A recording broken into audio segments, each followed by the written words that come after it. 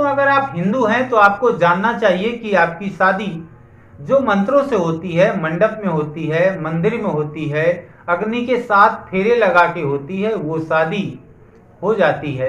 लेकिन किन्हीं कारणों से अगर शादी टूटती है, पति पत्नी के रिश्ते नहीं बन पा रहे हैं, तो टूटने की कोई मंत्र द्वारा व्यवस्था नहीं बताई गई है। अगर शादी टूटनी है, तोड़ने चाहते हैं दोनों लोग मिलके, तो उसके लिए एकमात्र रास्ता होता है कि आपको कोर्ट में जाना पड़ेगा और सेक्शन 13 या सेक्शन 13 के सब क्लॉज बी के अंतर्गत पिटीशन फाइल करेंगे, तभी टूटेगा। यानी डाइवोर्स के लिए याचिका दाखिल करनी पड़ती है कोर्ट में। इसके अलावा कोई रास्ता नहीं होता। बहुत सारे लोग कहते हैं, बहुत सारे बातें आपने सुना भी होगा कि एक बार अगर शादी हो गई तो वो 7 जन्मों का रिश्ता होता है। लेकिन ये बात केवल कहने के लिए है। स्वर्ग की बातें स्वर्ग में ही रखी पड़ी हुई हैं। कानून बने हुए हैं। हिंदू मैरिज एक्ट के सेक्शन 13 के अंतर्गत पिटीशन न्यायालय में फाइल होती है, तभी तलाक होता है। इसके अलावा कोई व्यक्ति ये कहता हो कि तलाक हो जाएगा, कंप्रोमाइज लिख लेंगे, कंप्रोमाइज डीड बन जाएगी और पंचायत करके लोगों के माध्यम से कर लेंगे, तो ये रास्ता बिल्कुल ही ठीक नहीं होता और ये इलीगल रास्ता होता है।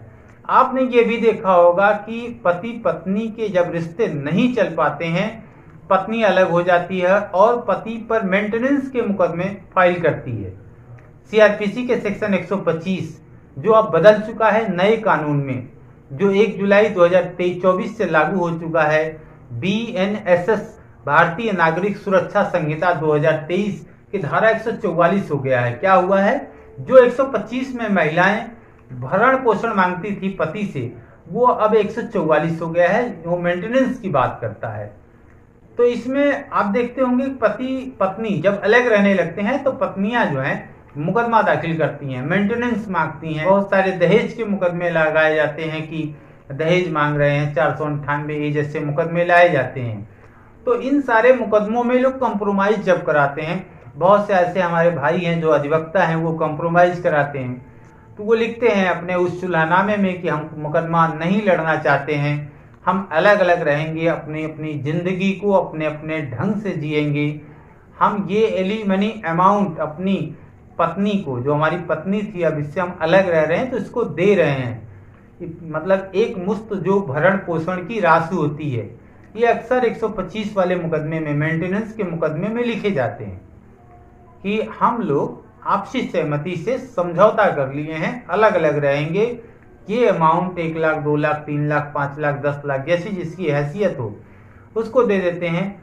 और उसी बात को वो जो मुकदमा डिसाइड होता है इन चीज़ों को लेकर, उनको लगता है कि अब हम अलग हो गए, लेकिन नहीं, ये अलग रहने का नहीं है, बल्कि मेंटेनेंस की एक मुश्त राशि को जो फीमेल होती है उसको दिया जाना, जो पत्नी होती है उसको दिया जाना होता है। और मेंटेनेंस का कोई मुकदमा वो पत्नी कोर्ट में नहीं लाएगी, इस बात का वो सुलहनामा होता है और वो मुकदमा समाप्त होता है कि मेंटेनेंस की जो धनराशि होती है, वन टाइम एक मुश्त एलिमनी अमाउंट होता है, वो दिया जाता है। इससे तलाक नहीं होता। तलाक के लिए दोनों मिलकर चाहें तो संयुक्त रूप से ज्वाइंट पिटीशन फाइल कर सकते हैं सेक्शन 13B के अंतर्गत, और चाहे तो पति पत्नी में से कोई भी सेक्शन 13 के अंतर्गत तलाक का, डाइवोर्स का पिटीशन फाइल कर सकता है। दूसरा पक्ष उसमें हाजिर होता है, उसके बाद उसकी कार्रवाई पूरी हो जाती है, एविडेंस आ जाते हैं, तब उसमें फैसले आते हैं, तो डाइवोर्स होता है। इसके अलावा पति पत्नी कभी भी अलग नहीं रह सकते।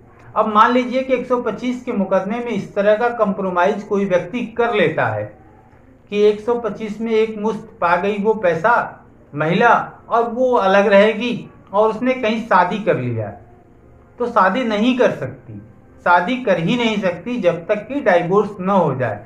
मैंने पहले ही बताया कि शादी करने के लिए मंत्रों की जरूरत होती है, मंत्रोच्चारण से पंडित जी शादी कर देते हैं, हो जाती है। जो रीति रिवाज है, विधि विधान बनाए गए हैं शादी के, जो लोकाचार हैं, वो सारी प्रक्रिया को पूरी कर ली जाती है और शादी वो वैध होती है, लीगल होती है।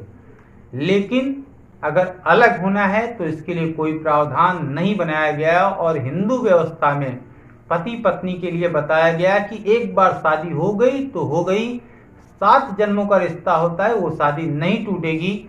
लेकिन कानून कहता है कि आइए हम आपकी शादी, अगर आप नहीं रहना चाहते हैं, हमारी पूरी कोशिश रहेगी कि हम आपको एक साथ रखें, लेकिन अगर आप फिर भी नहीं रहना चाहते तो हम आपको अलग कर सकते हैं, आप अलग रह सकते हैं। उसकी पिटीशन न्यायालय में फाइल करने के बाद उसमें फैसले आते हैं और अलग रहते हैं।